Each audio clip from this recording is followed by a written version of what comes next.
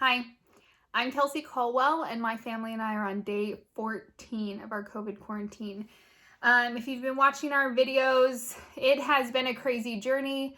All three of our kids have breathing issues and have been very sick. Our daughter's been incredibly sick.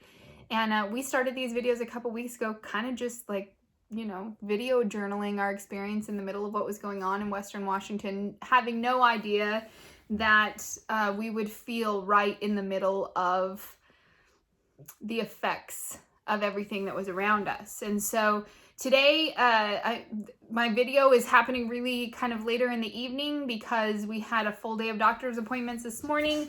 I got set up to work remote this afternoon so I can start back with my team virtually tomorrow.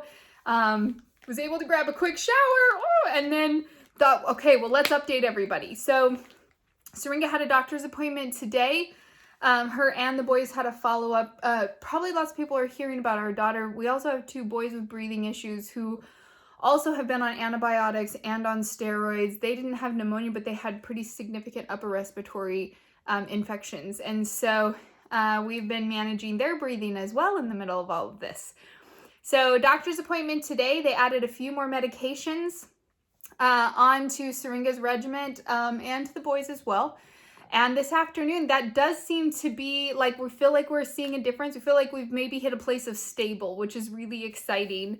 The doctor said that the kind of virus, whatever virus Syringa got that ended up leading to pneumonia, was just really severe, and she's going to have a long road ahead of her, that it's exacerbated her asthma pretty significantly, and that probably what we dealt with a couple days ago when we had to go to the ER was just a very significant asthma attack. She's also been experiencing leg weakness and body pains to the point that she's crying, or she tells my husband she can't stand, and my husband's been packing her around.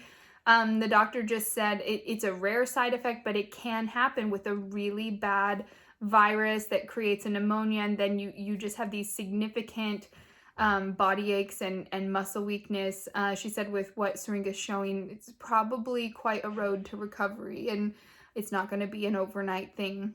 So she added a few more medications to try to help her feel comfortable and keep those lungs and airways relaxed enough that hopefully we're not having as many big asthma episodes. So that's where we are for the immediate plan. And she adjusted, she came up with what we're really happy about, an emergency plan. We had an emergency and had to go to the ER a couple days ago and weren't able to get the kind of care we needed for Syringa, and ended up being home, just the two of us, not knowing what to do and really wondering if she was going to make it through the night. So it's really great that our pediatrician came up with a different plan for us. They've been awesome about, listening to what we're experiencing and trying to figure out what's available to us out there and what's not. Probably the big one today was, she brought up and I asked some questions too about what's our long-term plan. Because at this point, all three of our kids' lungs are very weak and their immune systems are compromised. And we just recently found out, Syringa finally qualified for testing, and we recently found out she's COVID negative. She doesn't have COVID. And so we asked, and the doctors said, I need you guys to self-isolate your whole family. The kids for sure, absolutely, your whole family. And she said, I get you, or your husband has to go out and get groceries or things like that. But she says the kids cannot come in contact with anybody else.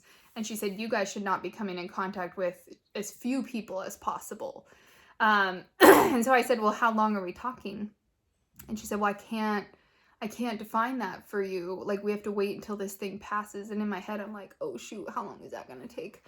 So I said, okay, minimum. Can you give me a minimum? What's the minimum we're looking at? Like, today's day 14. Okay, we have been quarantined. Our kids have been quarantined for 14 days, 2 weeks.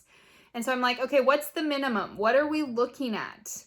And she said, if COVID wasn't happening, I would tell you 2 weeks. She said, but we're in the middle of COVID. So minimum 2 weeks. And in my head, I'm like, oh crap. We just went to a month-long, 4-week-long quarantine, probably longer. So my husband and I have been making plans for that, how we stay in as little contact as possible so that we don't, bring something home to them while they're weak and at risk. So that's a whole nother thing we've been talking about. And I guess I was just thinking today about how, our daughter doesn't have COVID. Our boys probably don't because she's testing negative. They could only test one person in the family. But it made me go, but man, have we been impacted by this thing. Like, if COVID wasn't happening, typically, our kids have had pneumonia before and some gnarly breathing problems before. And typically that's like a few day process before, like, as a medical community, they're all on top of it between the ER and imaging and our pediatrician, and everybody's like able to work together and systems are flowing, and my kid is like, boom, boom, boom. Oh, we got it under control. For us in the middle of COVID, this was a 2-week-long journey to finally get to the point of stable. Because what's going on with COVID and in the medical community right now is just creating so many barriers for really good reasons. Like, I'm not knocking that at all. 7 hours for us to get an antibiotic one night. My daughter was denied care by half a dozen to a dozen places for a chest x-ray. It took us 3 hours just to find a place who would do a chest x-ray on her.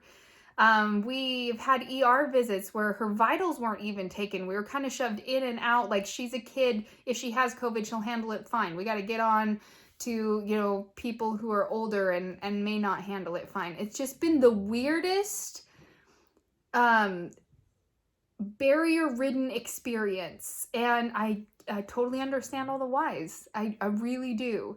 We're super grateful today to be sitting in a place going to bed tonight where we feel like we've hit stable. That's super exciting for us. Like, oh, you don't even know. Like, a couple days ago, I had a video where I lost it. Lots of crying. And honestly, when we went to sleep, we just didn't know. Was she going to be there the next morning? This has been a crazy journey. We have quite a journey ahead of us still. We are just another family in Western Washington. We just started some video journal about what it was like to live in the middle of, the COVID pandemic, and no clue we were going to be affected by it at the level we were. We've even been like, well, no, we don't have COVID. Do we rename the videos? And then today they're like, no, you are continuing to stay in quarantine. And I'm like, well, I guess we just leave it at this point. It's been a crazy ride. I don't know what tomorrow will bring or what the next day will bring. And we've just gotten comfortable in that space for now. So we're the Caldwell family. We are 2 weeks in to quarantine and isolation and confusion and craziness. 2 weeks. Who knows how many weeks this is going to last for us? I don't know. Who knows what other baubles and weird things and, giggles and other things this thing is going to bring to us? I don't know. But we're just trying to be transparent and kind of humanize one story in the middle of the thousands of stories that people have out there. They're walking this out. This is just me reminding us, let's be gracious to each other. Let's be so gracious to our medical professionals. Let's be gracious to people who have a cough in public, please. Let's be gracious to each other as we're trying to protect our families and, make the best of a crazy situation and let's just try to make the best of it, right? So this is us 14 days in. We'll see what tomorrow brings.